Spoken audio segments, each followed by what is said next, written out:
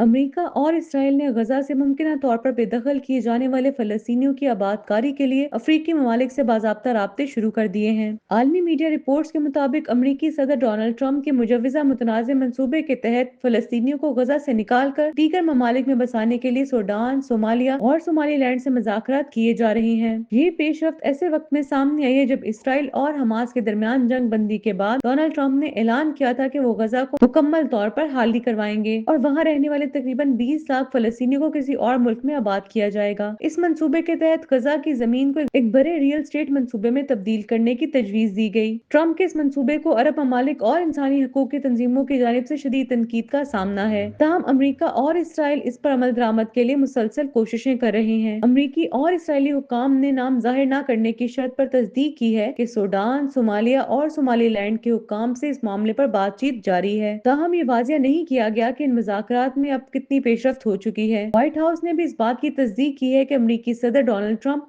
اپنے اعلان کردہ منصوبے پر قائم ہیں اور افریقی ممالک کو فلسطینی مہاجرین کو قبول کرنے پر راضی کرنے کے لیے 2020 میں ہونے والے معاہدے ابراہام کی طرز پر مالی اور سیاسی فوائد کی پیشکش کی جا سکتی ہے۔ دوسری جانب اسرائیلی وزیر خزانہ بزیل سموش نے انکشاف کیا ہے کہ اسرائیل ایسے ممالک کی تلاش میں ہے جو فلسطینی مہاجرین کو قبول کرنے پر آمادہ ہوں۔ اس مقصد کے لیے اسرائیلی وزارت دفاع میں ایک خصوصی امیگریشن ڈپارٹمنٹ قائم کرنے کا فیصلہ کیا گیا ہے جو اس منصوبے کو عملی جامہ پہنانے میں مدد کرے گا۔ یہ منصوبہ نہ صرف عالمی سطح پر تنقید کا شکار ہو چکا ہے بلکہ خود فلسطینی عوام اور ان کے حامی ممالک کے لیے بھی شدید تشویش کا باعث بن گیا ہے۔ تجزیہ کاروں کا کہنا ہے کہ اگر امریکہ اور اسرائیل اس منصوبے پر عمل درآمد میں کامیاب ہو جاتے ہیں تو یہ فلسطینیوں کے حق خود ارادیت کے لیے ایک بہت بڑا دھچکا ہوگا اور خطے میں مزید عدم استحکام کو جنم دے سکتا ہے۔